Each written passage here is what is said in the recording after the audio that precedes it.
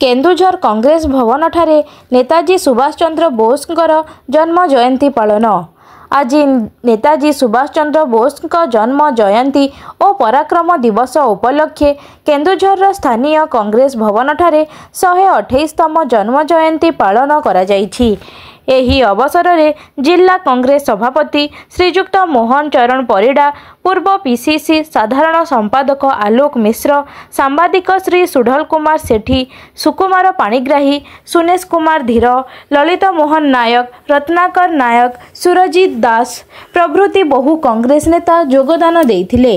एही अवसर में जिला कांग्रेस सभापति श्रीजुक्त मोहन चरण परिडा महापराक्रमी सुभाष बोस विषय रे आम गणमाध्यम को विवृत्ति देइथिले जे तांकर ओजस्विनी भाषण तुम मुझे खून दो मैं तुम्हें आज़ादी दूंगा रे स्वाधीनता संग्रामी माने बहु मात्रा रे अनुप्राणित होइथिले। स्वाधीनता संग्राम पाई सुभाष बोस चरमपंथी नीति रे अनेक लोक एकजुट होई पारिथिले। जदिओ तांकर अंतिम समय रे तांकर स्थिति विषय रे कोनोसी सूचना नाही, किंतु जने वीर पुरुषर जन्म सबुदिन ओडिशा माटी को धन्य करिवो, ता सह देश को भी धन्य करिवो। युव कांग्रेस नेता श्री सुनेश धीर मध्य नेताजी विषय रे वक्तव्य रखिथिले। परिशेष रे सबु कांग्रेस नेता नेताजी फोटो रे पुष्पमाल्य अर्पण करथिले और तांकर विजय गाथा को स्मरण करथिले। केन्दुझर सिटी रिपोर्टर सुकुमार पाणिग्राही रिपोर्ट अनुध्यान टीवी। नमस्कार, मोना सुनेश कुमार धीर, केन्दुझर जिला युव कांग्रेस सभापति। आज नेताजी सुभाष बोस 128तम जयंती अवसर में आपण गणमाध्यम को किसी मत व्यक्त दिंतु। प्रथमे तो सुभाष चंद्र बोस 128तम जन्म जयंती को आम युव कांग्रेस तरफ श्रद्धांजलि देवा सह कोटि कोटि नमन करुचु, जहाँ को पाई जीए ए देश को स्वाधीन कर मुख्य भूमिका थिला ताको से सब बड़े चिरस्मरणीय एवं युव कांग्रेस तरफ आम श्रद्धांजलि देवा सह नमन करुचु।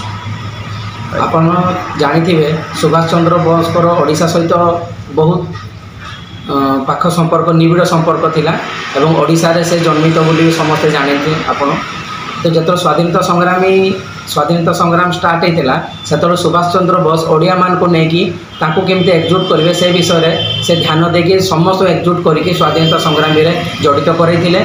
आपण मैंने समझे जानी से गोटे नारा देते आपण आजादी फौज गठन कर गोटे नारा देते, जो नारा रे पूरा देश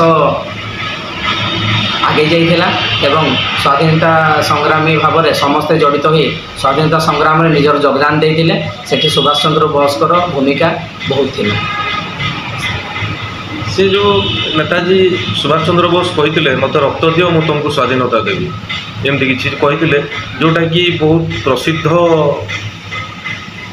समस्त मन अच्छी। तो या विषय कहतु से जो गोटे नारा से देते मत तुम्हें रक्त दियो मु तुमको स्वाधीनता देवी से जिनसटा को से पूरा कायम रखी एवं से गोटे गोटे पद को पूरा निजे करते लोक मान को एकजुट करते, जहाँ को फल में सुभाष चंद्र बोस को नेतृत्व और स्वाधीनता देवार एक मुख्य भूमिका ग्रहण करता। ओडिशार बहुत लोग सुभाष चंद्र बोस को सहित मिसिकी स्वाधीनता संग्राम में आगे जाते। धन्यवाद। मोहन परिडा जिला कांग्रेस कमिटी सभापति। आज आमर 128तम जन्म जयंती नेताजी सुभाष चंद्र बोस कार्यक्रम रही मान गहन नेता मान गहन पालन करागला। सारा देश नेताजी सुभाष चंद्र बोस जन्म जयंती 128तम जन्म जयंती महा आडंबर सहकार पालन करा नेताजी खाली आम ओडिशावासी सारा देश कारण स्वाधीनता संग्राम जो अवदान एवं जो कार्यशैली एवं वीरत्वर गाथा जोटा कि आम स्वाधीनता संग्राम को शीघ्र कार्यकारी कर सहायक है। कारण अहिंसावादी आम जदिबा थिलु समस्ते चेष्टा चलू सी आम सहित भिन्न चिंताधारा रखी जो उद्यम चलेले विभिन्न बाहर देशर लोकों सहायतार आम ओडिशार बहुत लोग जो मैंने बाहर थे से सहायतार जो आजाद हिंद फौज से गढ़िले तार जो संग्राम रक्ताक्त संग्राम गोटा कपर गोटे दखल यहाँ आम स्वाधीनता संग्राम को ଆହୁରି ଉତ୍ସାହିତ କଲା ଏବଂ ଇଂରେଜ ସରକାରକୁ ଶୀଘ୍ର ହଟେଇବା ପାଇଁ ସାହାଯ୍ୟ କଲା। ତେଣୁ ତାଙ୍କର ଅବଦାନ ଆଉ ସ୍ୱାଧୀନତା ସଂଗ୍ରାମ ଉପରେ ଏବଂ ଆମ ଦେଶ ପାଇଁ ଏହା ଭୁଲିବାର ନୁହେଁ।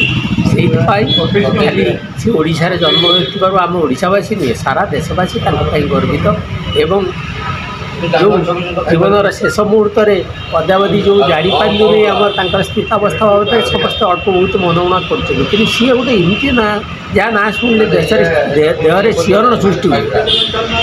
ତେଣୁ ସେଇ ମହାନ ପୁରୁଷଙ୍କର ଜନ୍ମ ଜୟନ୍ତୀରେ ଆମେ ଆଜି ଶ୍ରଦ୍ଧାଞ୍ଜଳି ଜଣାଉଥିଲୁ ଏବଂ ସାରା ଦେଶବାସୀଙ୍କୁ ମଧ୍ୟ ତାଙ୍କର ନୀତି ଆଉ ଆଦର୍ଶ ଏବଂ ତାଙ୍କର ବୀରତ୍ୱ ଜୀବନ ଗାଥା ଉପରେ ଉତ୍ସାହିତ ହେବା ପାଇଁ ମଧ୍ୟ ଆମେ ଡାକରା ଦେଉଛୁ ଯେ ସମସ୍ତେ ତାଙ୍କର ଜୀବନ ଉପରେ ଉତ୍ସାହିତ ହେଇ ଦେଶ ପାଇଁ ସେବା କରିବେ।